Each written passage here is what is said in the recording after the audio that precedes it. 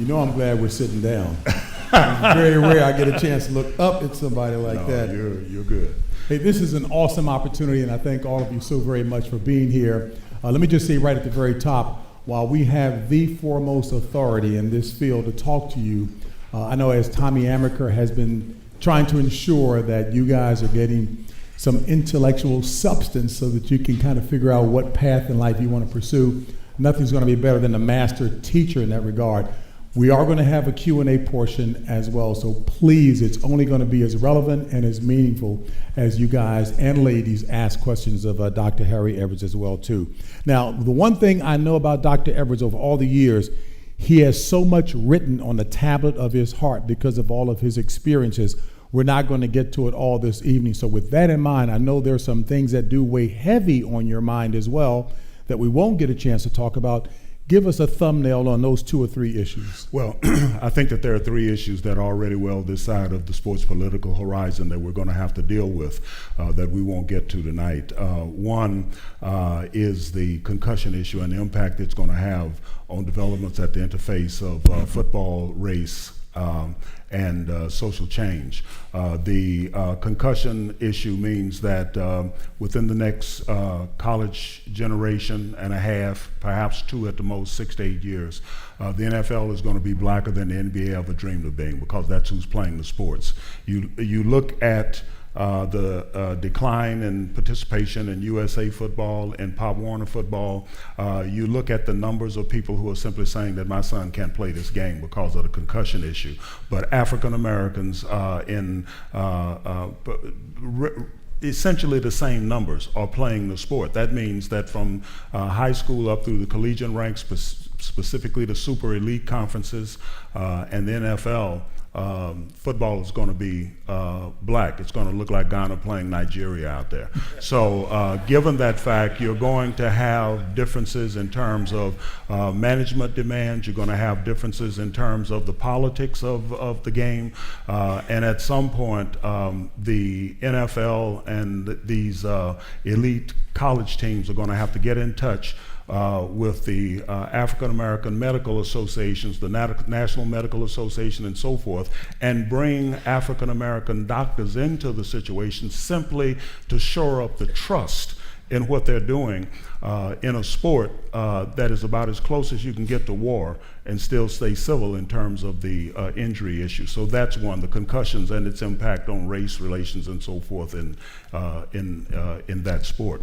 The second issue that I think is already well this side of the horizon is the situation of women's sports, which are under threat of really going extinct.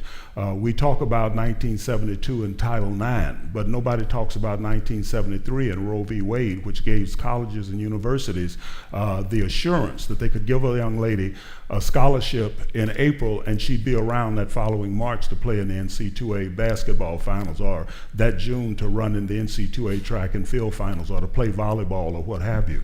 Now with Roe v. Wade under assault, with Planned Parenthood under assault, we're already seeing in some states declines in participation in women's sports. 2 states that we're watching is North Carolina and Texas. Texas went from 44 women's clinics down to 14, and only 4 of those have admissions rights to hospitals, which means that they can do nothing essentially that has to do with medical services involving pregnancy. So what we're already seeing is a decline in women's sports participation in some states where these clinics are under assault. What that means is that we could find ourselves very quickly back to a situation where women's sports began to suffer tremendously because of the diminishing pool of athletes available. The third thing is the legalization of marijuana. We have a situation now where we are actually recruiting athletes who have been, for all practical purposes, marijuana users, some of them since junior high school and high school. We're bringing them in. They're not picking up the habit once they get to college. They're coming in smoking. And with the legalization, where a block, 2 blocks off campus, in these states where it's been legalized, you can go and buy a bag of grass as easily as you could buy a Snickers bar a few years back. This constitutes a major challenge for these athletic programs, because one thing is absolutely clear. Everything that's legal is not legitimate. It's not legitimate for airline pilots or surgeons or dentists. It's not legitimate for somebody to go into a courtroom defending a defendant high on grass. Everything that's legal is not legitimate. So we have to work with that problem from the high school level through the collegiate level right up through the pro level. I see the marijuana issue, particularly in the 8 states in DC which have already legalized it, and the 29 states where there's some measure of medical marijuana tolerance, as becoming a major issue that's already well this side of the horizon, especially given the demographics that are changing in some sports. But more generally, all sports at the collegiate and professional level are going to have to deal with this. So these are some things that we can't get through the night. We have opened the Institute for the Study of Sports, Society, and Social Change at San Jose State University, where we are focusing in on some of these issues and trying to devise reasoned analysis and resolutions to be offered to the athletic institution about how best to deal with these and an array of other issues that a lot of people simply have not thought about. You've sounded the alarm, but before we move into the topic of this forum, if you will, are you not seeing a level of concern, a sense of urgency by those people who are either concerned or charged with the responsibility to address these issues? No, I mean, most of the people who I've talked to have never given the situation with women's sports and the threat to women's sports any thought whatsoever. They don't realize that Title IX is great, but the thing that made this whole situation move from 26 schools that gave scholarships to women in athletics to now over 530 is the fact that schools had some assurance that the woman they gave that scholarship to in March or April was going to be around to participate in the season once she enrolled as a freshman and through her senior year.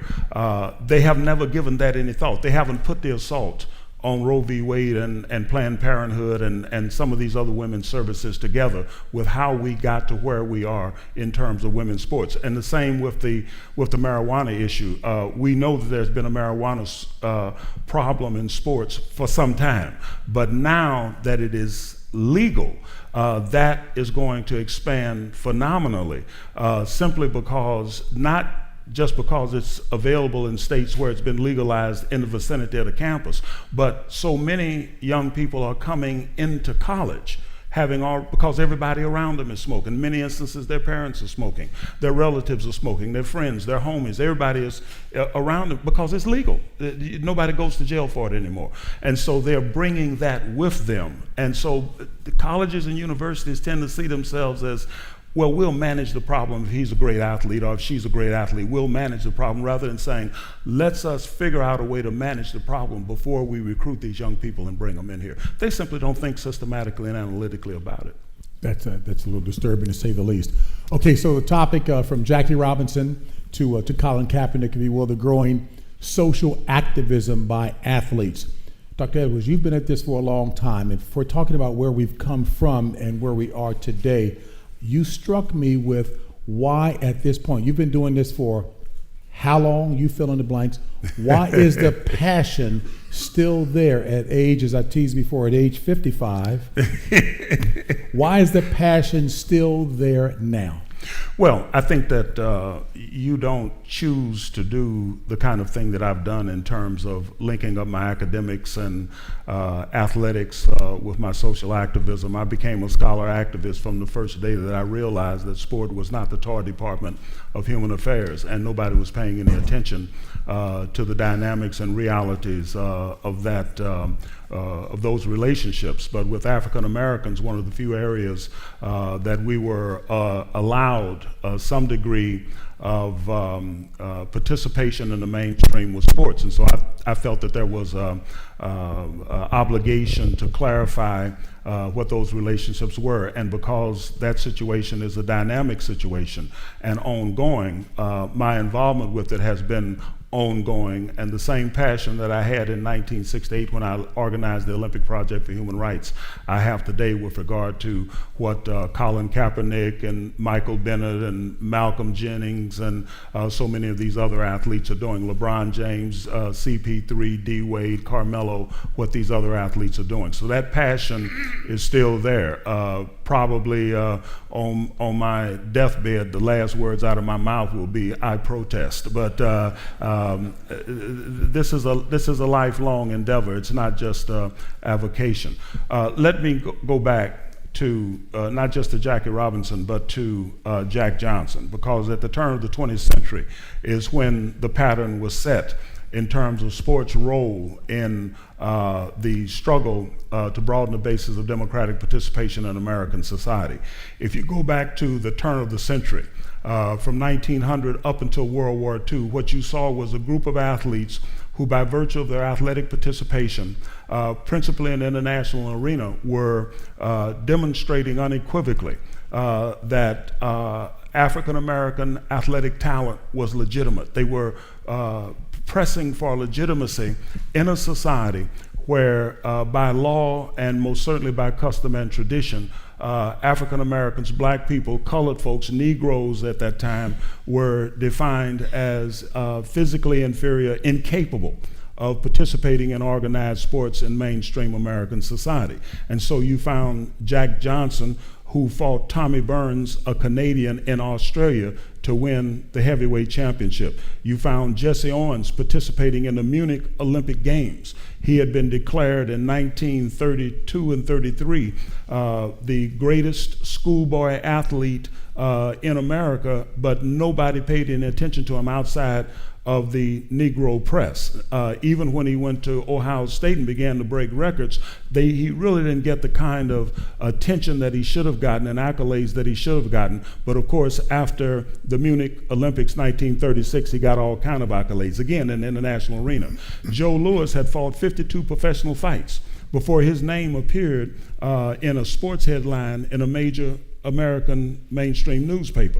He had fought 52 fights, but after he knocked out Max Schmeling in the rematch in 1938, he became the Brown Bomber, he became the Maroon Marauder, he became the Shuffling Slugger. I mean, they put anything that they could do to keep him in his place, but it was recognition. Again, in the international arena. Paul Robeson was the first African American All-American named to the Walter Camp All-American team, but he received his greatest accolades in the international arena, and as an actor, as an author, as a singer, most certainly. So that first wave of black athletes struggle for legitimacy. If we can beat the world, we most certainly should be able to participate in mainstream American sports. Then post-World War II, you had Jackie Robinson, you had Larry Doby in baseball, you had Kenny Washington, Woody Strode, Marion Motley, most certainly Bill Willis with the Cleveland Browns in football. You had Chuck Cooper and Earl Lloyd in basketball. They struggled for access from the end of World War II in 1946 up until the middle 60s. And then in the middle 60s, you had a group of athletes in a third wave that came along who struggled for dignity and respect. And here we're talking about Bill Russell, Jim Brown, most certainly Muhammad Ali, Tommy Smith and John Carlos, Kurt Flood, Arthur Ashe. Kurt Flood said, "I'm an $80,000 a year slave." He was saying, I have more you owe me more dignity and respect than to simply up and move me and my family as if I was a piece of property that was owned. I want the dignity and respect of being a human being as well as being a great athlete. Today, we're looking at a fourth wave of athletes who realize the power inherent in their positions in sport. So when the owner of Under Armour, who had a multi-million-dollar contract with Steph Curry, came out and said Donald Trump is a tremendous asset and so forth, Steph got on the phone and said, hey, you have to explain that to me, because I agree with you if you remove the ET from the asset. He most certainly is. And that next day, that owner took out a full-page ad in the Baltimore newspaper saying that he was misquoted, he was misunderstood. Here's what he really meant. You have LeBron James and Chris Paul and Carmelo Anthony and Dwayne Wade go on the ESPN and say, hey, we got something to say during the ESPYs. How much time you need? That would have been unimaginable in the 1960s when I was organizing the Olympic Project for Human Rights. You have athletes who are lining up and saying, what we see going on in the community is wrong. We're better than that. They also realize, as Michael Bennett found out, that the only reason it was Mike Brown lying in the street in Ferguson, Missouri, and not Michael Bennett, and not LeBron James, and not Malcolm Jenkins, is that they were not there, because they are subject to the same identical kind of treatment. So now they're saying, let's leverage this power. Let's leverage this money. Let's leverage this position as a world-class athlete in this age at this time. This is our generation's obligation. They're not doing it the way that we did it, but we didn't do it the way that the generation who came before us did it. That's why Bill Russell was not Earl Lloyd or Chuck Cooper. Kurt Flood was not Jackie Robinson. Tommy Smith and John Carlos were not Jesse Owens. And most certainly, Muhammad Ali was not Joe Louis. And so we're now in the fourth wave of athlete activism, and as always, it is framed by the ideological substance and structural conditions of the times. What Jack Johnson did, what Joe Louis did, Jesse Owens, Paul Robeson, was framed by abject American apartheid. What Jackie Robinson did was framed by a post-war, World War II movement to desegregate American society. What we did was framed by something that came to be known as Black Power ideology. What is happening today is framed by the Black Lives Matter movement ideology, however you want to call that. But it helped to frame the trajectory and coloration of the struggle in this particular era. And these athletes have stepped into the traditional role of the black athlete in this whole process of broadening the basis of democratic participation in American society. Does that framing suggest real progress on a general scale? Because in a court of public opinion, there's still a substantive and significant attitude of, hey, stick with sports is the response that you get, particularly today as it relates to Colin Kaepernick, et cetera? Well, first of all, progress is one of those concepts like profit. At some point, it comes down to who's keeping the books. And to look at even the situation since the onset of the civil rights movement, beginning with Brown versus Board of Education, Topeka, Kansas in 1954. Have we made progress? There's more segregation today than ever in terms of the numbers and proportions of African Americans who are in predominantly black or all black schools. Have we made progress in terms of voting rights? Today, we're not fighting for a voting rights bill, we're fighting voter suppression. Have we made progress in terms of civil rights? Well, it all depends on who's keeping the books. From 1882 up through Dr. King's assassination, there was an average of 40 reported lynchings. There were more lynchings, but there were 40 a year that were reported. In American society today, 147 African American men, women, and children are shot by police every year. Over 3 times as many. So in looking at that, is that progress? Or are we simply fighting the same battles in a different time period over different terrain? So when we look at Colin Kaepernick, when we look at Michael Bennett, when we look at LeBron James and speaking out about some of the statements and sentiments expressed by the President of the United States, things, epithets that are written on the wall outside of his home, they are fighting the same war. It's a different battle over different terrain. What has remained the same are the dynamics and the processes of struggle. But the overriding reality is that our circumstances in American society are diverse and dynamic. The struggle, therefore, has to be multifaceted, including sports, and perpetual. And there are no final victories. It doesn't mean that there are not some wins.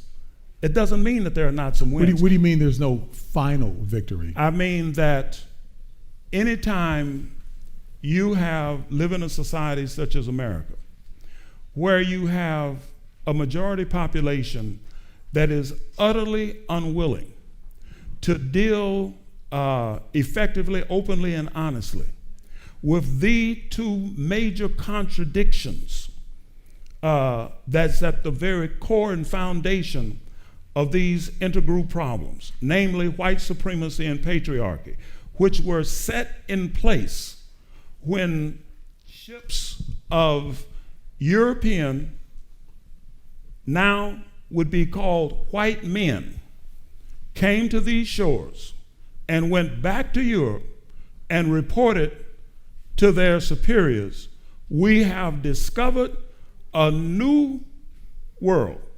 And there were people standing on the shore watching us get off the boat.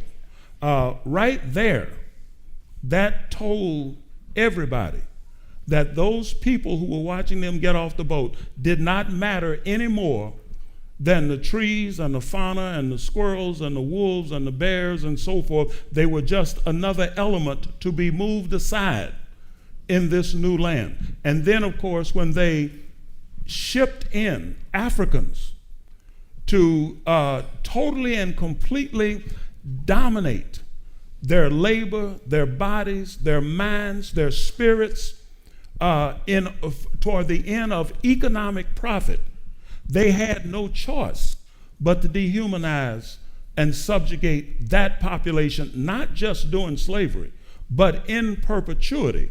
And we're still fighting those battles today. This is why there are no final victories. Final victories will come when white America is willing to sit down and discuss and debate and dialogue about the two factors that most define who they are, their identity, and their station and place, not just in society, but in this world. And this is what the backwash was about in terms of President Obama's nomination. If you have an African-American family in the White House, then what does that mean? Where are we? Who are we? What are we? And so you had this backlash in the wake of the Obama two-term tenure as president. That was a large part. It wasn't all of it, but that was a part of it. So until we're ready to sit down and have an open and honest discussion in American society, not about race. The whole concept of race comes out of this need to stratify people into dominant and superior and minorities and majorities. We need to sit down and have an open, honest discussion about white supremacy and patriarchy. And only at that time will all of our brothers, and don't tell anybody old Edwards told you so, but our sisters too, will be free and be everything that we should be and that we could be as a society. I'm going to ask a few more questions before we open it up to the audience. Doc, you talked about a fourth wave. When you documented this back from the early 1900s, so we're talking 100 plus years now, you are still ensconced in academia dealing with young minds and influencing them. You mean to suggest to me that you have not seen any discernible progress amongst young people who are willing to engage in non-homogeneous discussions with people not looking like them, frankly and openly, to make progress? You and Bill Walsh signified that however many years ago that was, and the optics of that are not lost on me as well too. You're not seeing any discernible signs of progress amongst young people today to have those kind of conversations? Oh, I didn't say that there's no progress. Mm-hmm. I said what constitutes progress as opposed to change oftentimes comes down to who's keeping the books, because we don't measure intergroup progress based on a personal relationship, such as my relationship with Bill Walsh, or my relationship with the current owners of the San Francisco 49ers. But that did lead to changes with the minority internship program and coaches. It led numerically. It led to changes that were sorely needed. Correct. And that is where. But that was down at the interpersonal level with you two getting along well. That's right. And still to this day, black coaches are underrepresented. Still to this day, we have one owner in the NFL who is not white. Glacier-like progress, but I'm positing the fact that that interpersonal relationship that you two had to be able to talk openly and frankly without being offended, if you will, exposing yourselves, if you will, to be sensitive, that represented numerical progress. You know what? I'm even willing to be offended as long as the conversation continues. I have no problem with being offended. I'm not thin-skinned. Hold on. So how did you describe this? Somebody said, you said you're not a revolutionary, you are a reformer. But when describing the establishment, you said the change in the establishment represented what? Well, I think that, here, look, I think what you're getting at, when I first organized the Olympic Project for Human Rights, J. Edgar Hoover put together a 3,000-page file on me that he insisted on handling personally, called me a revolutionary and a subversive for making such outlandish statements and asking such questions as, why should we play where we can't work? If they won't hire us as a coach, what are we doing here paying their mortgage and putting their kids through college and organizing the Olympic Project for Human Rights? Today, I'm saying essentially the same thing. Only they call me a consultant and pay me a whole pile of money and say, Dr. Edwards, can we get you to come and speak at Harvard? So at the end of the day, Tommy, y'all paying him? Now.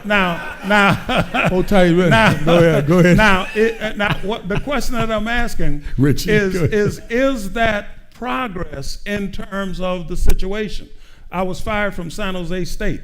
Last year, they invited me back to give the commencement address to 10,000 graduates, gave me an honorary doctorate degree, and said, look, we're going to open this institute and build it around all of the questions that you've asked as an academic, including your dissertation, which really jet fuel pioneered the sociology of sport. Is that progress? Well, time will tell. Tommy Smith and John Carlos were harangued and harassed and driven off campus, and now they have a 30-foot statue on San Jose State's campus right in the heart of the campus community. So is that progress?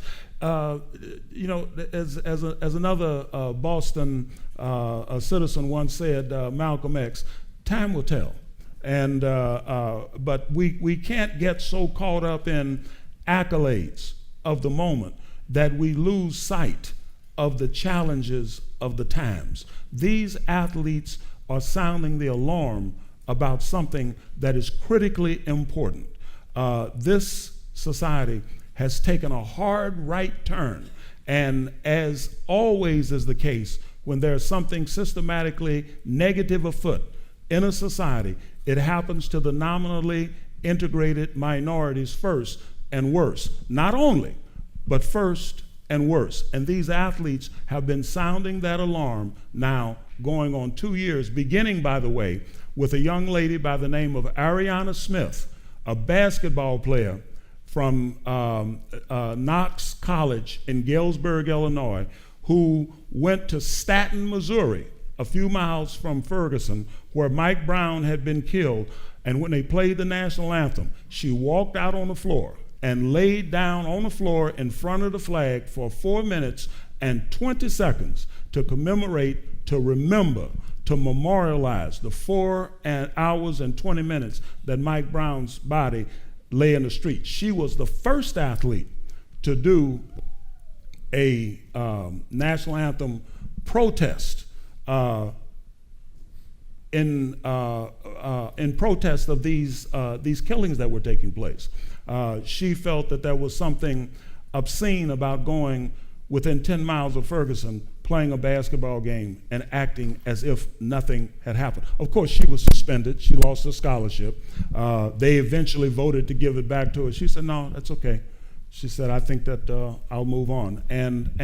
But she was the first athlete, and I'm so proud of women. This is the thing that I want to press too about the point that I made about the assaults on Roe v. Wade and so forth. Women have played such a role in this thing that we need to acknowledge that. We need to acknowledge that dealing with the issues of race and color will not deal with the issues of gender.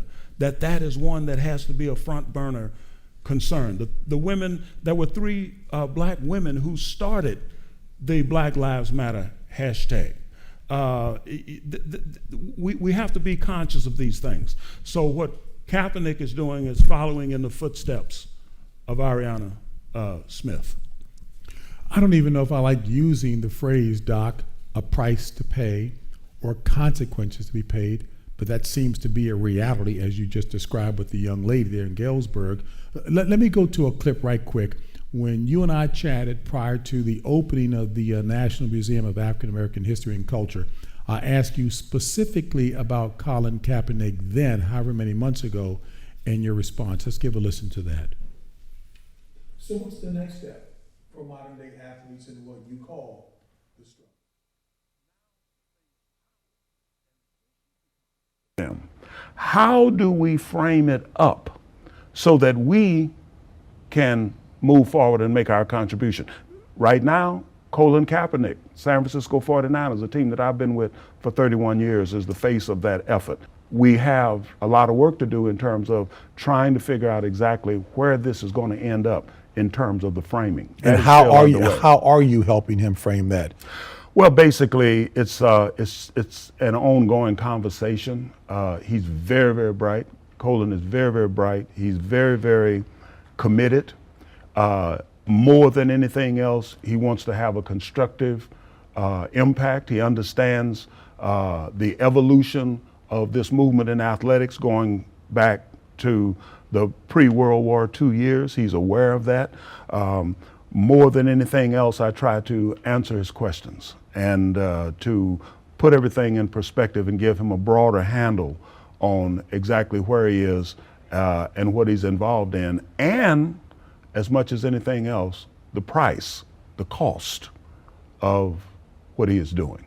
And he's good with all of that. The price, the cost of all of that.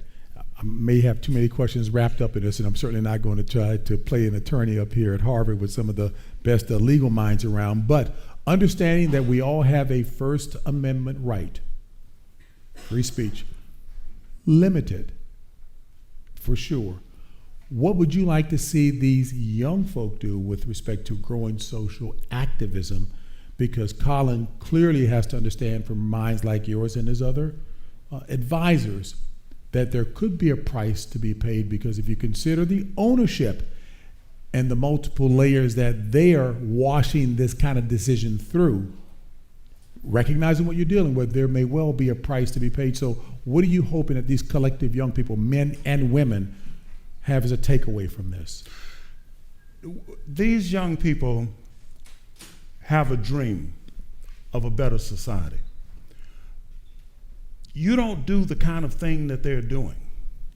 You don't do the kind of thing that we did in the 1960s. You don't do the kind of thing that Curt Flood did, that Tommy Smith and John Carlos did. You don't do the kind of thing that Kareem Abdul-Jabbar, Lucius Allen, and Mike Warren did in boycotting the 6 to 8 games altogether, unless you love this country. They have a dream unless you love this country. Because otherwise you take your money and say, hell, I got mine. Let them get theirs the way I got mine. I don't care what happens in terms of the land of the free and the home of the brave, with liberty and justice for all. you walk away from it because you got yours. You have to love something about this nation to make those kinds of sacrifices. They have a dream that, as Dr. King used to say, is inextricably bound up with the American dream.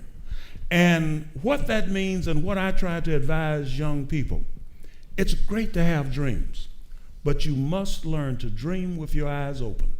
You've got to understand that there is a price to pay, and you've got to go into this thing understanding that all along the way, for you to even get into a position where you can be part of a fourth wave of athlete activism, people have paid the price.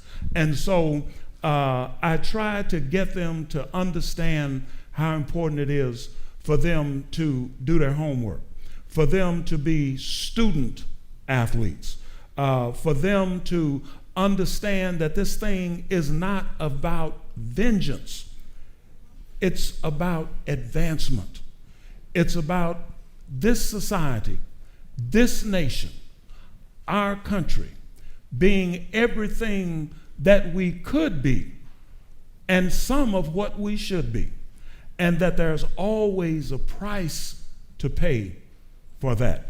And so if they will simply learn to dream with their eyes open, that alone will be a phenomenal step in the direction of behaving intelligently, in an informed fashion about these issues.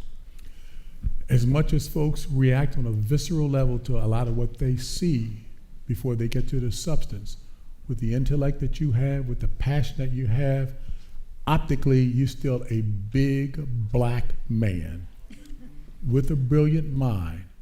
But yet I've heard you use that word love in describing the passion that hasn't waned in you at all either.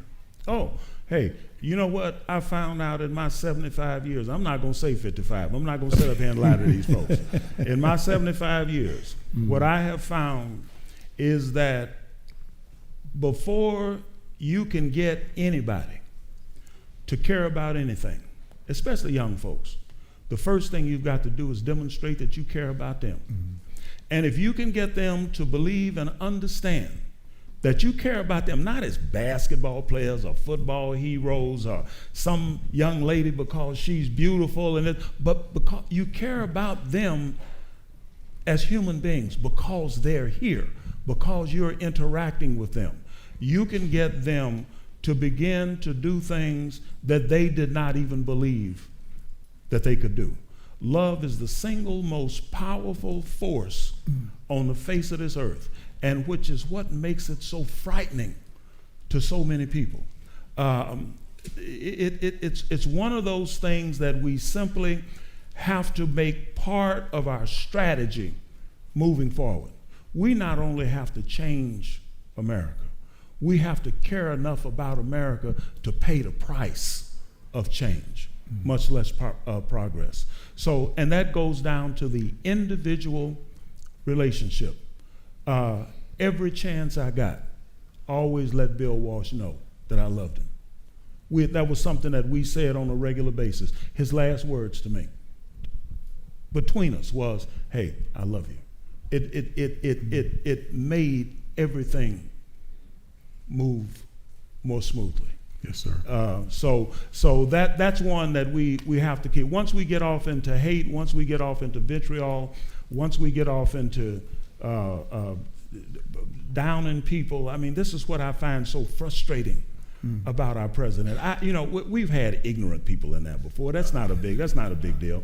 But when he speaks of Muslims, when he speaks of women, when he speaks of African Americans, when the way he speaks of protesters versus Nazis and Ku Klux Klanners and white supremacists, that's such vitriol. That's such laced with such hatred that it is disturbing, because what that means is that whatever agenda he has, he's not going to be able to get it done. He's going to find himself on that same historical shelf tier of presidential irrelevancy alongside the likes of Chester Arthur and Franklin Pierce. You remember Frank and Chester. So you're trying to show how old I am now, right? He can do so much more. As much as I disagree with his politics, he can do so much more, and that bothers me. So as we move to the question phase, we've got microphones back here as well too. But I have to ask Dr. Edwards this, because when we talked, however many months ago it was, down in D.C. at the museum, I did get some practical advice from him, Satch, when he said when he drops something on the floor at his height at 6'8", what did you tell me, Doc? Hey, while I'm down now, look and see if there's anything else I need to pick up, because I'm not going to get back down there for a while. They should have told us about this old age. You know, that's the biggest secret in the world. Hey, you know what? You look up there and you get up in the morning. You can't just get up I used to just get up and hop out of bed. Now I got to get up and sit there for a few minutes, make sure my knee is going to bend the right way. I love it, Doc Edwards. Do we have a question here? Your name and your question, please. Yes, my name is Laureen Salito. I am the wife of a football high school and college coach, and I strongly feel so positive about what you've said and your respect in training young people, black or white, to be scholar athletes. It is so important. I am also a 9/11 mother who lost her 23-year-old son. And I want to remind you that last football season, it was the 15th anniversary of 9/11 on a Sunday and the NFL games. And it was that game that the players first took a knee. Those of us that were in New York that afternoon were heartbroken. Many of us cried and were shocked. We were white, we were black, we were from over 25 countries. And it was to us a lack of respect. So I say to you, scholar athletes that are here in these seats and have such a great venue for young people, I think that knee was a cop-out. I do not think the football team now that Mr. Kaepernick is on the Bills are being proactive by making an open dialogue. And I even think that young man who was stereotyped in Las Vegas is considering making a federal lawsuit. That's proactiveness. But taking a knee, to me personally, and mainly to the 9/11 community, and I think all of our armed service people, it's more than just the cops. It's making a degradation of a good many people who lost so much and have seen our country survive. So I ask you, what can you do for these athletes to teach them that they might have a better voice than taking a knee? First of all, my condolences for your loss. I'm aware of losses due to terrorism since the turn of the century, including my own hometown of East St. Louis, Illinois, 1917, where over 350 black men, women, and children were burned alive in a white riot. Then Tulsa, 1921, another 350 to 400. Between the turn of the century and Dr. King's assassination, owing to terrorism, lynching, and so forth in this country, we lost almost 3 times as many people as were lost in 9/11. So I understand that loss. My condolences. I know that feeling. I was raised in East St. Louis, and we lived every day with the results of the 1917 white riots and terrorism. The second point that I would make is this. There are people who have legitimate feelings about the reflection on patriotism of what Colin Kaepernick has done. We also know through analysis, social science surveys, that there's a direct correlation between people who have some degree of antipathy toward African Americans and people who are in utter disagreement with what he did. Not all by any means. Some of them, like you, are honest and straightforward. I felt hurt. I understand that, and I sympathize with that. I also want to tell you about an incident. I was invited to speak at West Point. And while I was there, the young man who was showing me around, who was my escort during the 3 days that I was there, had been mentored by another young man in his freshman year. The young man who mentored him was a senior, had left 3 years earlier, and was in Afghanistan and was killed there. And they were having a memorial service that day for that individual. And I asked him, I said, you know when you leave here that you're not going to an Ivy League university to get a PhD like I did. You're not going to the NFL. You're not going to the NBA. You're not going into some major corporation. More than likely, when you leave West Point, you're going to end up in Afghanistan or Iraq or in harm's way. In light of what we're seeing here with this memorial service, what are your feelings about that? He said, I'm more committed than ever. He said, because somebody has to step up. That's what I've committed to. Duty, honor, country, the Constitution. That's what keeps us free. And as I stood there, listening to the playing of the national anthem, with tears in my eyes, I fully support standing for the national anthem because I got to know that young man. One of the big problems with not having a draft is that we're now so distant from the military. So many of us have forgotten that freedom is not free. And I also cannot get out of my mind what he said. I'm here, I'm committed in order to keep us free. So the backside of that, West Point young man's commitment is the freedom, the right of Colin Kaepernick to protest far right. The backside of that is that if he wants to take a knee, he may not agree with it, and I totally support your disagreement, but he has that right. And so often our disagreements about the method get in the way of the message. And what Colin Kaepernick is saying, what Michael Bennett is saying, what Malcolm Jenkins is saying, what Kareem Abdul-Jabbar in 1968 and Tommy Smith and John Carlos and Bill Russell and Muhammad, what they were saying is, we're better than this.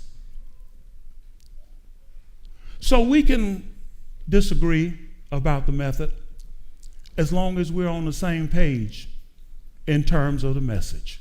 Mm-hmm. And I believe that you and I are on the same, so we can talk about that. Yeah, we can discuss that. We can discuss the message. So I'm good with it, sister. There's absolutely we don't have any issues. We don't have any antagonistic issues. There are people also that I know in this society, like the folks who were marching down the street in Charlottesville. They would be against Colin Kaepernick if he was on a sidewalk taking a knee to the playing of chopsticks. That's another whole issue. That's not no. So I understand, and believe me, we don't have any antagonistic concerns. Let me play off of that and ask this, and you're the focal point. I certainly have some very strong feelings about that as well. So another way of asking you the question, when I said some people feel that you ought to stick to sports, is there such a thing as a right way to protest something about which you feel very strongly about, that which is indigenous or endemic in your community, when you know there are many neighborhoods where people get stopped for a traffic offense, a license plate has expired, and somehow many people end up dead for traffic stop. So what is the right way to protest a very serious issue so that it can be addressed? Well, I think that that's something that grows organically out of the movement itself, because the methods that are employed are generally methods that are consistent with the tone and temper of the ideology that's supporting the movement. So when the Black Lives Matter hashtag came out and morphed into a slogan and then into a movement, it literally framed up and defined what the boundaries were for legitimate activity. And the other point, James, is this: as long as you are going against the winds of tradition and custom and power and authority in terms of these fundamental basic kinds of human relationships challenges, there are going to be all kinds of efforts to delegitimize and derail that kind of an effort. So you see a lot of people, not the sister back here, but people who say, I don't mind what he's trying to say, but I don't like the way he's saying it. And so all of a sudden you are discussing the method. We can discuss the method as long as we don't have any differences, major antagonistic differences about the message. Other things that happen that again people are all shocked about, and now there's a big thing about, well, do you agree with Colin Kaepernick, or do you agree with Jim Brown, Ray Lewis, and Michael Vick, who say Kaepernick is wrong? You know, people bring me that about Jim Brown all the time. Now, me and Jim Brown been talking for 50 years. Ain't nothing that's happening now gonna come between me and Jim Brown sitting up and talking. I'm gonna get on the phone and call him, Jim, man, what's going on? Did you see this? And we gonna talk, because we've been talking for 50 years. But that, again, is a way of deflecting the conversation from the message. All of a sudden, it's about Jim Brown versus Kaepernick. All of a sudden, it's about Ray Lewis versus... That's not the issue. That too is as old as these waves of athlete activism. Joe Louis was brought out of retirement. Used to be the only time you saw Joe Louis was when he walked through the ring doing a fight or something like that. All of a sudden, he's sitting there on the ringside doing color on, quote, Clay's fights, because they brought him forward to do that. Jesse Owens, who was the first individual to suggest a boycott of the 1936 Olympics over the treatment of Jews in Germany, before Avery Brundage went over and came back and said, this man Hitler's all right, we can go to Germany and manage to push it through and avoid a boycott. Jesse Owens was the first one to advocate that in 1935. But he was sent by the American Olympic Committee into the Olympic trials to tell Smith and Carlos, hey, don't you all get involved with, this Olympic Project for Human Rights thing. Stay away from this. Don't do that. And so it became a debate between whether you side with Jesse Owens or whether you side with Smith and Carlos, as opposed to what are the issues that Smith and Carlos are talking about. Jesse went in and told Smith and Carlos the funniest thing. If you all go through with this boycott of these demonstrations, you'll never be able to get a job. You won't be able to get a job when you get back. John Carlos stood up and said, what the hell are you talking about? I can't get a job now.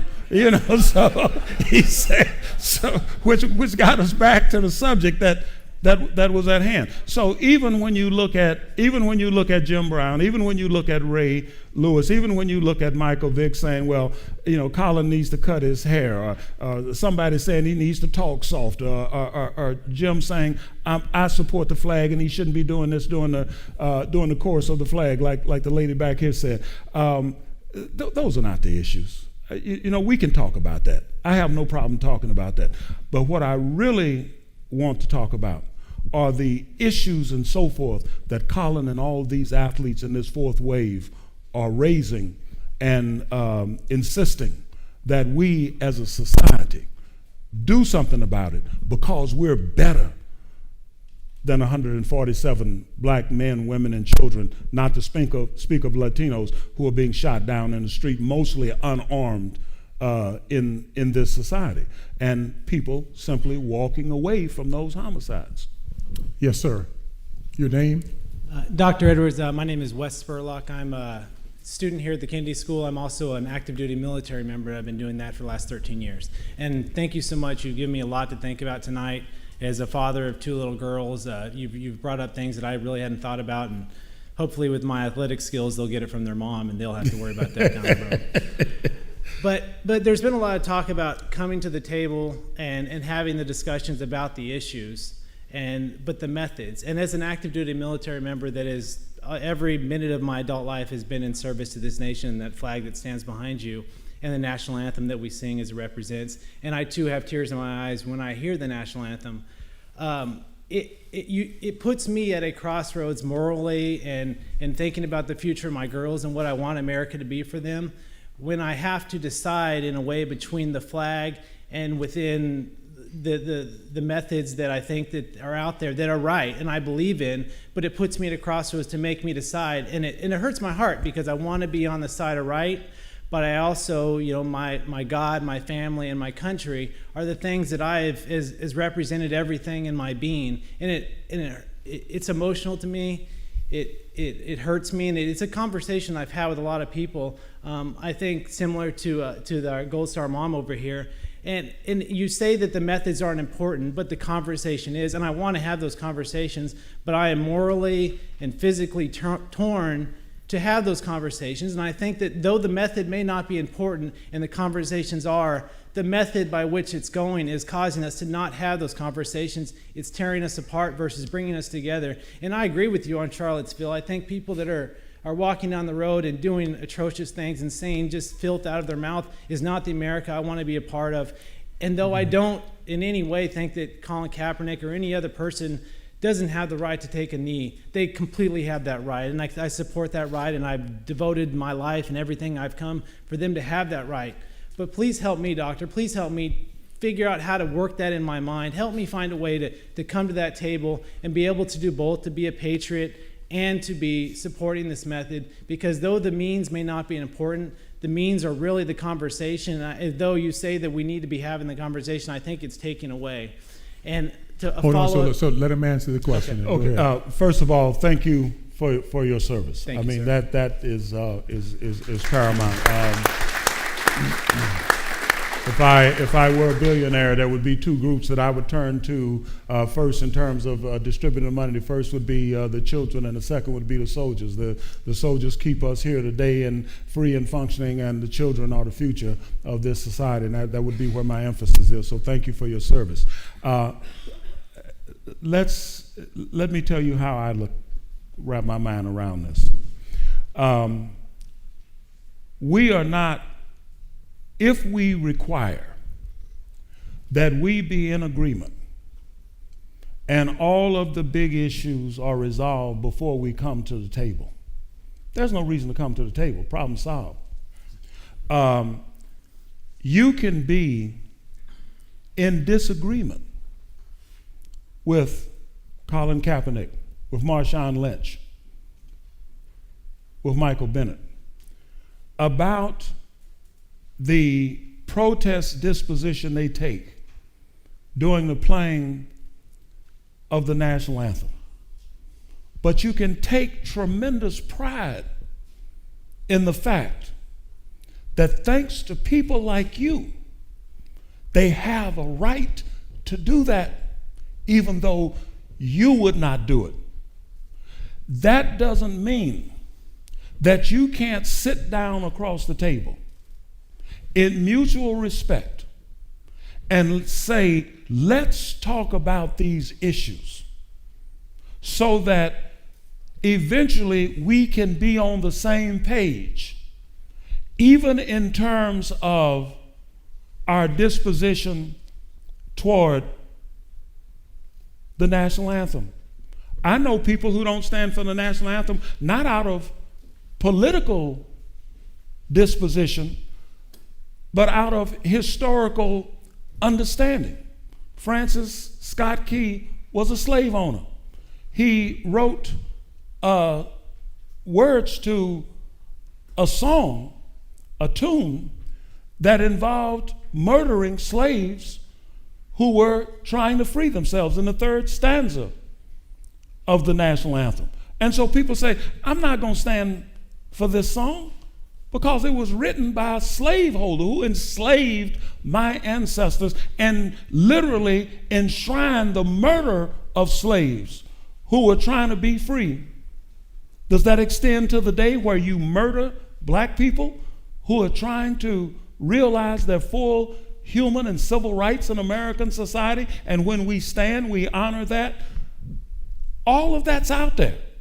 But if we are going to allow those differences to stop us from talking about the core issues that bring expression to those differences, then there's no reason to go to the table. So am I in total agreement with everybody who disagrees with me organizing the Olympic Project for Human Rights, who disagrees with my support for Kaepernick, who disagrees with my support for LeBron James? Am I going to cut them off? No, we have got to continue the conversation. So if I were in the military, I would take tremendous pride in going up to somebody who felt so strongly about their disposition about not the flag, not the national anthem, but about issues, that they would put everything on the line, not to even talk about the death threats. They put everything on the line in order to make that statement. I would walk up and say, brother, let's talk. In my uniform. I would walk up and say, sister, let's talk. Because one thing we have in common is that we both believe that we're better than that. We have in common that we love this country, that we love this nation. Let's, as Americans, let's sit down and talk. Let me tell you something else, brother. We're going to come through this okay. We've been through a civil war. We've been through a bloody labor struggle. We've been through a bloody civil rights movement. We've been through a women's movement. We've been through an environmental movement. We've been through an anti-war movement over Vietnam that split families, split mamas and daddies from sons and daughters. And you know what? Not only did we come through it, we came through it better. We were better, came out better after the Civil War. We were better after the labor movement. We came through the civil rights movement better. We came through the women's movement better. We came through the Vietnam War movement better. Because there's a line, the first line of the United States Constitution. We the people. It doesn't say we the courts. It doesn't say we the presidents, thank God. It doesn't say we the Congress. It doesn't say we the corporations. It says we the people in order to form that more perfect union. It doesn't say we the people with the exception of athletes. That's what Colin is trying to say, that we're better than that. And it's people like you in uniform who make it possible for us, for we the people, after all is said and done, to pick up the pieces and make another stride forward toward that more perfect union in this nation that we all care about and love. I'm more aware than anybody that if I was almost anywhere else on this earth other than the United States of America, behind what I did in the 1960s, forget about what I've done since then, 3,000 page FBI dossier and everything else, I'd be pushing pig manure in a barrel and be glad to have the job if I was still alive at all. Instead, I went through, completed an Ivy League PhD, spent 32 years on the faculty at UC Berkeley, have 4 Super Bowl rings with the 49ers, 2 championship ring with the University of Florida under Billy Donovan, a school that I could not have walked on campus when I came out in 1959 as a scholarship athlete unless I had a rake or a mop in my hand. So don't give up so easily. We're better than that. You see a brother out there demonstrating, let's talk. And that's no contradiction to the flag. The only reason that we can do this is because this is the United States of America, and that's what Americans do. And we're not only going to get through it, we're going to come out of it better. I guarantee it. Let me try to get to these other two here real quickly.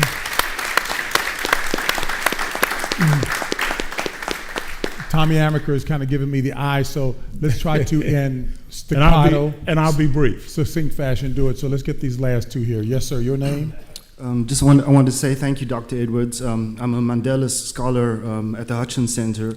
I'm currently writing a book on the relationship between Jack Johnson and the first black champion who was in Britain, who was actually a South African boxer, and a meeting that they had in the London prize ring. So in my conception of activism and athletic activism in terms of America, for me they're inextricably linked to how South Africans see the possibilities of athletic activism. Going back as far as 1910, speaking about that relationship between Jack Johnson and Andrew Jafter, who both at that stage were married to white women and were in some ways transgressing the norms of their time. So my question to you is, in the fourth wave of activism that you speak about, do you think these athletes are also thinking about their relationship to Africa? Oh, well, you know, I continue to try to broaden their vision of relevance. Because the more things you can hook up historically, the more things you'll be able to hook up contemporaneously. Let me tell you a story very quickly about our relationship to South Africa. When in 1968, I brought in the Olympic Project for Human Rights to include the banning of South Africa and Southern Rhodesia from the Olympic Games because of their governmental apartheid policies. After the demonstrations in Mexico City, Nelson Mandela, who was on Robben Island, had the poster that we created in unity with South Africa and Southern Rhodesia, along with a photo of Smith and Carlos smuggled into his jail cell on Robben Island. And what he said, if you go back and read the December 13th, I believe it is, New York Times, December 6, 2013, when he died, they had a column in there where Mandela had stated that when he got out of Robben Island, everybody was saying, get rid of the Springboks, totally and completely tear them up, let's start over from scratch. He said, oh, no.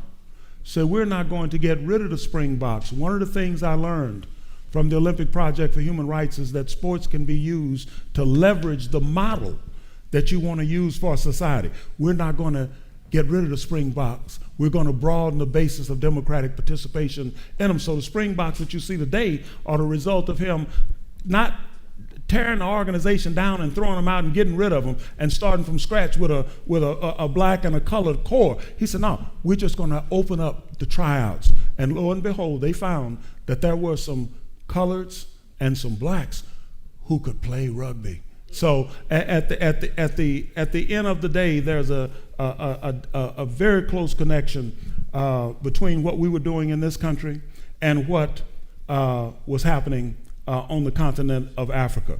And by the way, since I'm making links, the first group to come out and support publicly the Olympic Project for Human Rights, the first group of athletes to come out and publicly support what we were doing at San Jose State was the Harvard University 8-man crew of all, Kurt Canning, Paul Hoffman, and that group. And when they invited me to Harvard to speak, I asked them, what brought you to this disposition at Harvard and a crew team at that? I mean, to find somebody black who is dealing with crew is a very rare situation. Why? He said, because you are right. Kurt Canning, who was the captain of the team, said, because you are right, and the point that you make is crystal clear.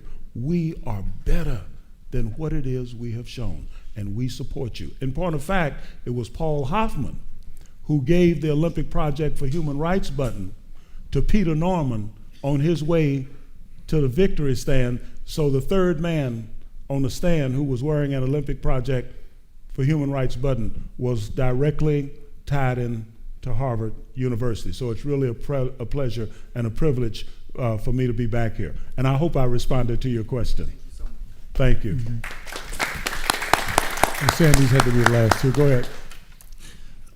Dr. Edwards, I've just been sitting there thinking, you and I are both the same age and grew up in the same era, and you chose to be a Panther. I was a military man like this young man over here, and I got out of the military because I made the decision, well, if I'm going to give up my life, not to go to Vietnam, but I'm going to go down to Mississippi and give it up maybe, but I was going to fight in that way.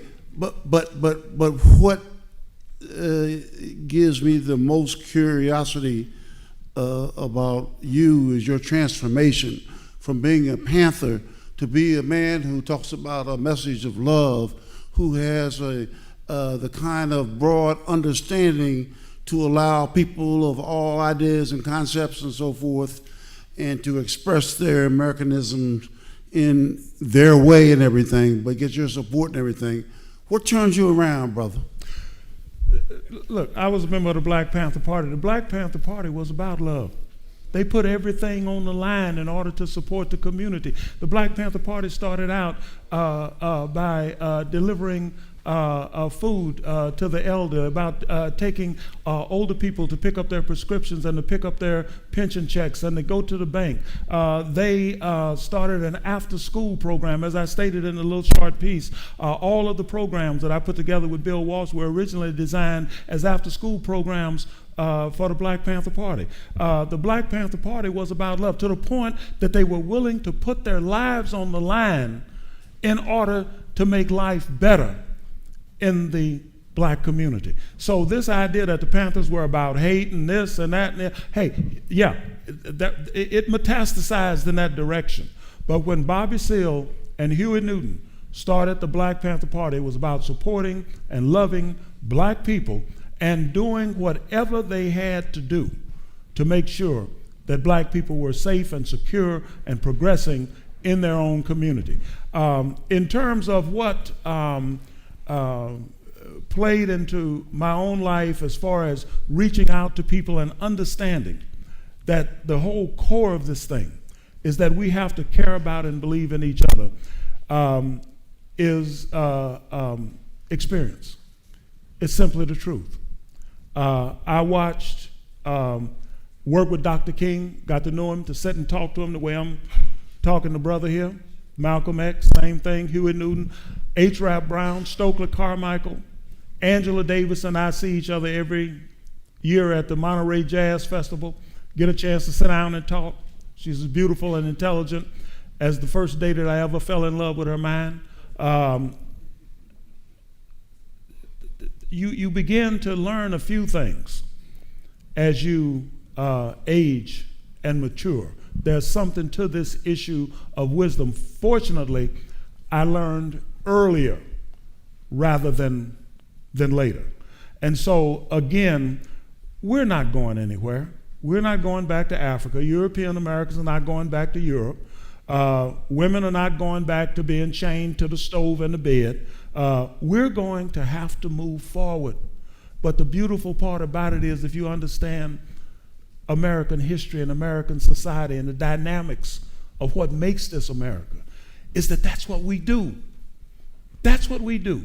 And in no circumstance that I have ever looked at has it ever happened without mutual respect and ultimately mutual love and caring about each other. Mm-hmm. So that has to be at the core of whatever we're doing. If Colin Kaepernick has a problem, if Michael Bennett has a problem, if Malcolm Jenkins has a problem, if Marshawn Lynch has a problem, it's that they love and care about black people in this country, people of color in this country, and by extension, about this country. If they have a problem, that's the problem. But I'm gonna tell you something. Don't tell anybody old Edwards told you so. That's not a bad problem to have.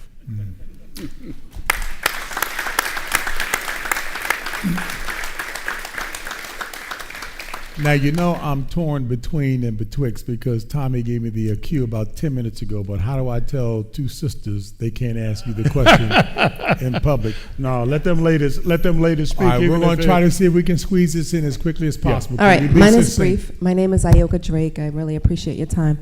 So I think you're absolutely right in saying that time will tell all things.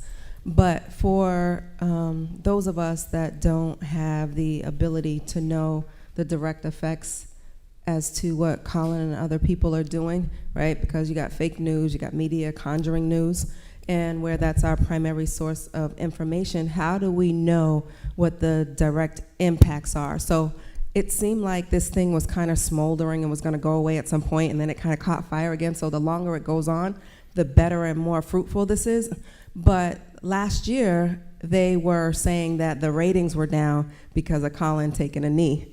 Okay, fine. But now the season has started again, and the ratings are down, and now they don't really know what to say, and some of them are saying it's due to Colin too, but nobody's talking about how the games suck, right? And other things that are making people not really care about watching. So how do you decide what the effect is of what Colin's And before doing? Dr. Edwards answers that question, I'm doing the worst thing that we're taught in media is not to ask two questions the same. Can I get what your second question is, and Doc can deal with them both? But let me just say for the first one, that's incorrect.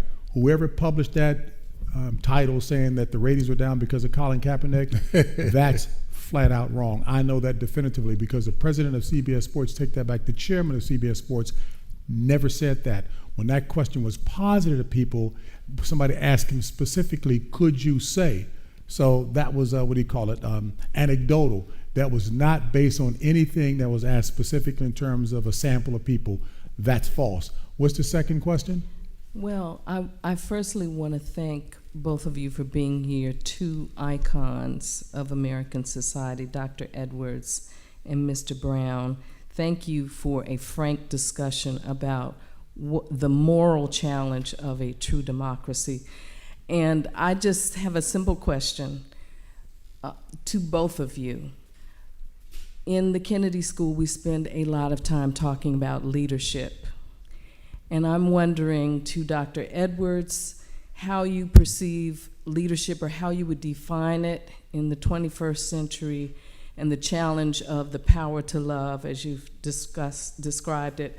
And Mr. Brown, I would like to know how you would define leadership in this time. Let me see if I can run through this. Leadership is one of the most difficult concepts to define in any specific fashion because it tends to be so intricately intertwined with the challenges, the circumstances, the context within which it emerges. The reality is that in terms of leadership in a popular sense, we have never been able to see it coming. We have never been precise enough in our analysis and vision to see it coming. Nobody saw Dr. King coming. Nobody saw Malcolm X leaving prison and coming. Nobody saw Huey Newton and Bobby Seale, two junior college students at Merritt College, coming and organizing the Black Panther Party. Nobody saw Angela Davis coming. Nobody saw Smith and Carlos coming. Nobody saw Ali coming. They called him the Louisville Lip, the Kentucky Clown. Nobody saw him coming. We probably, in all likelihood, won't see the next wave of critical leaders coming. Nobody saw Colin Kaepernick coming, but he's become the face of a movement. We probably won't see the next wave of critical leaders coming. We most certainly won't see the next Malcolm X or the next Dr. King coming. And when she gets here, we probably won't believe it. Just like a lot of folks we didn't see Barack Obama coming. And when he got here, people said, you gotta be kidding me. Some of us didn't believe he was president until he got elected the second time. And I think a lot of this is going to be framed up going forward in terms of leadership by the role and position and situation of women, because I think that men are finally waking up to understand that we're not going any place, that women do not go as full and equal partners, and in many instances lead. And I think that we're just about beat up, broken down, and understand. And you know, people ask me sometimes, do I think women can be leaders? Absolutely. Somebody asked me at a lecture that I was at about a month ago, do I think women are equal? No, I do not. I don't think women are equal. I think that, and I think that women are superior. And I'll change my mind on that when a man has a baby. Hey. And not only that, sister, they're not only physically superior to us. You're not only physically superior to us, you're morally and ethically superior. You have access to half the money. You have access to just as many guns. You have all, for all practical purposes, all of the sex. And still, despite the fact of the treatment that you get from us. What was that last line you just gave? Hey. I know this is a family show. Yeah, I was about to say the family hour of Matt Thomas. At the end of the day, there's no reason for you to have us around. You don't need 50% of the population as men. You could, in a city the size of New York, you could corral off 50,000 or so, go out and cut out 15 or 20 when you need them, and we're nothing but sperm carriers. But you hang in there. Because of your morality, you love your sons as much as you love your daughters. So at the end of the day, going forward, when I look for leadership, just between you and me, and don't tell anybody old Edward said it, but I'm looking to women. Because I think that's where it's going to come from. You're just that much better than we are. You don't get into a thing where my missile is bigger than your missile. You're better than we are. And so I look to that, and if you have a chance, I think that is where the answers are going to come in terms of us moving forward as a society and as a nation. We came close this time to a president. And as I've stated before, Barack Obama ran against Mitt, and he ran against McClain. And I have to admit, I didn't vote for Barack. I voted for the one whose name began with M, because as long as Michelle was there, I believed that Barack was going to be okay. So I voted for her, and he happened to get into the White House as the president. But that's what my intellect, my spirit, and my faith have led me to believe. And again, we probably won't see her coming and won't believe it once she gets here. I'm going to say goodnight. No, Dr. Edwards has said it exceedingly well. And first of all, did we answer the question about Colin Kaepernick for you in terms of? No. Well, the issue of how 30-second answer is? Yeah, it will. The issue of how we know that change is taking place and that something relevant is happening is that we're still talking about it. The way that we know that we're moving in terms of these issues, which is why they call it a movement, is that we're still talking about it. A lot of people thought that this Kaepernick's effort would go away, but he touched something critically central in American life. And the next thing you know, you've got junior high school football teams in Nebraska taking a knee. You got a young white girl who plays soccer taking a knee. You've got police officers in New York saying, we support Kaepernick. You've got soldiers overseas sending out Instagram saying, we support Kaepernick. That's something important that's going on. Is it the way we envisioned it? No. But I'm going to tell you something. A lot of times we're not bright enough to connect all of the dots and hold them together long enough to say, this is where we need to go. This is the way it ought to be. And it's like the old spiritual says, things may not fall right when you want them. Under the guiding hand. But usually they're right on time. So you have to wrap your mind around that dimension of it. The greatest slogan coming out of the 60s was not Black Power, we shall overcome, power to the people. It was keep the faith.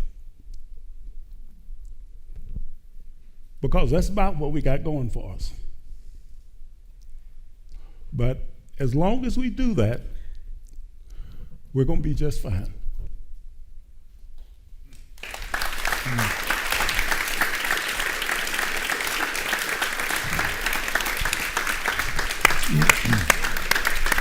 Thank you.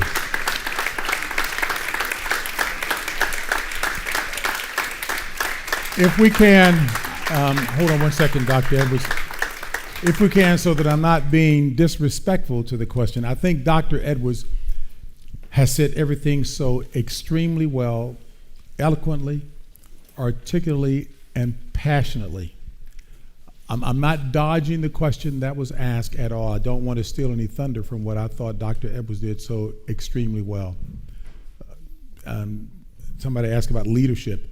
To me, leadership, and understand Dr. Edwards mentioned the word faith. Unabashedly, my viewpoint is a biblical worldview.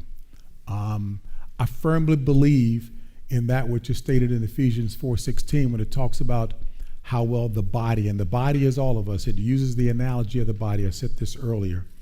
And quite frankly, every joint on the body supplies to the fervent, effectual working of the whole body. The little finger has as important a role as the head. I heard a humorous example. If you don't think the little finger plays a meaningful role, and if the little finger gets the entire body involved, go outside, slam your little finger in the car door, and it'll be just about 2 seconds before your lips get involved when you start biting your bottom lip. It'll be 3 seconds from there before the tear ducts get activated, and about 10 seconds later, your feet will get activated when you're jumping up and down. So every joint supplies for the fervent, effectual working of the entire body. So I'm in complete agreement with how Dr. Edwards dealt with all of that.